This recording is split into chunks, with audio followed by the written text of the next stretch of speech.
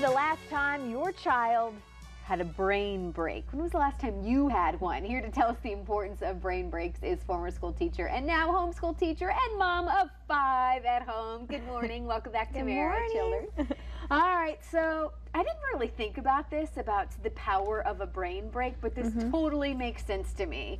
So explain why children need those breaks. I'm sure you saw it all the time in the classroom and now with all your kids at home. Right.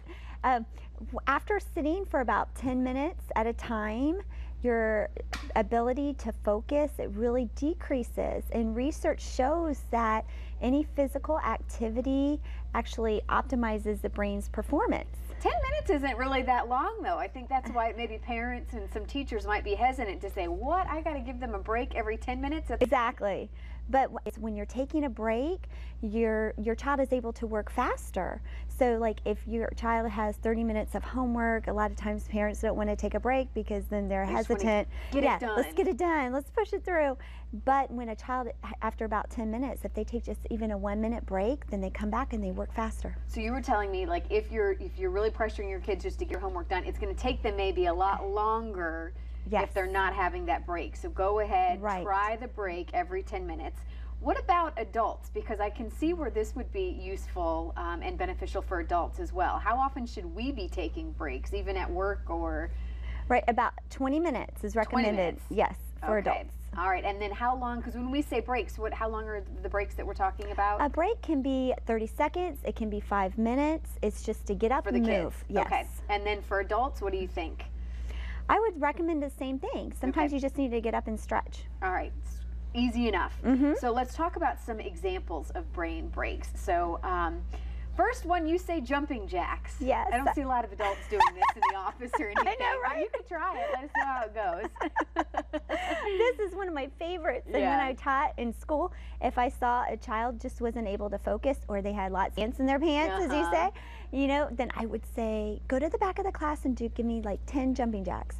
And every time they came back to their desk, they were completely focused and working. It worked every single time. It was awesome.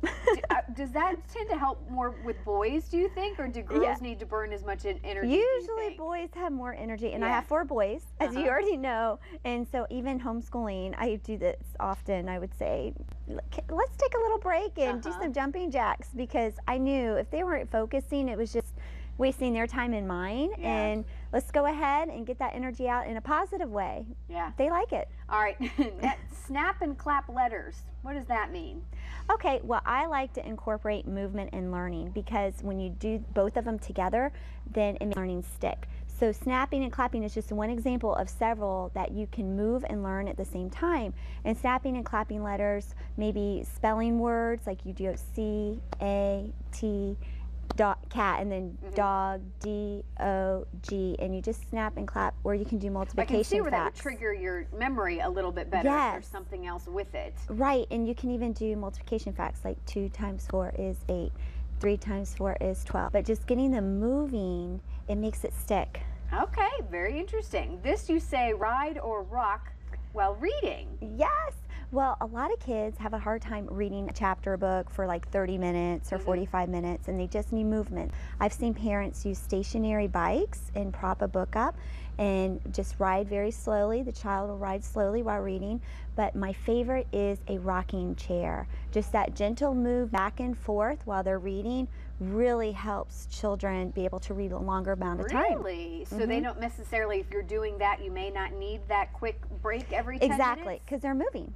Very interesting. All right, use a ball for spelling and math. What kind of ball are we talking about here? Okay, a basketball or any type of ball. You can do a basketball and bounce it and catch it while you're spelling words or reviewing multiplication facts or addition facts, just using the ball, bouncing it up and down, or tossing it to a partner. And sometimes little kids, I'll roll the ball back and forth. We just sit on the ground and roll it back and forth while I'm drilling them, maybe state capitals or whatever, but you're just using movement while you're learning. I can see where this might be a little foreign for people, if they're, you know, for parents and teachers and things, but you really want to encourage people to try it and see what the outcome is. Well, kids love it. And anything with movement, they think it's more of a game. It's fun, it's play.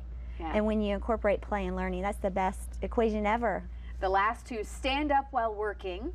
Yes. Well, children, particularly that have been in school all day, they've been sitting all day long, and when they come home to do their homework, sometimes they don't want to sit at the table to do their work. And a lot of times, even my boys with homeschooling, they get tired sitting, they bring their work to our kitchen island, has a little higher, and they just stand up and do their work. Or you can even do it at the table or a kitchen bar area and have them stand up and complete their work just to get that break. Okay, awesome. And then I love this one, quick snack or break outside. Food always, I think, helps. Well, I love it because parents don't have to do this big activity for a brain break. You can do something simple. When you see your child's losing focus, say, can you go get the mail for me? Can you take the dog out for me? Or would you like to get a drink? Let them get up and make their drink. Sometimes parents make the drinks and snacks thinking, oh, you don't want to interrupt their homework time, and it's making them work quicker. But actually, you can say, okay, go get yourself a drink of water. Just that movement to go make a drink and come back. When they come back, they're more focused. I love it. Again, I can see where all of this makes sense, but I haven't really seen it on paper and all the different ideas, so I love them all. So thank you so much, and again, I think this is good key for both kids and adults, so this is great. And how young of kids do you think we're talking about? I mean, does this work elementary all the way up to high school, you think, high school students? Well, I think high schoolers definitely need a break, because I have a 19-year-old, and when he was homeschooling in high school, he needed a break. He definitely did. Even if it was just to walk around the house and get a drink or something, he had to get breaks. Awesome. Well, I love it. Tamara, thank you so much for being here. We look forward to having you back. You're welcome. All right, thank you. Let's send it over to Steph.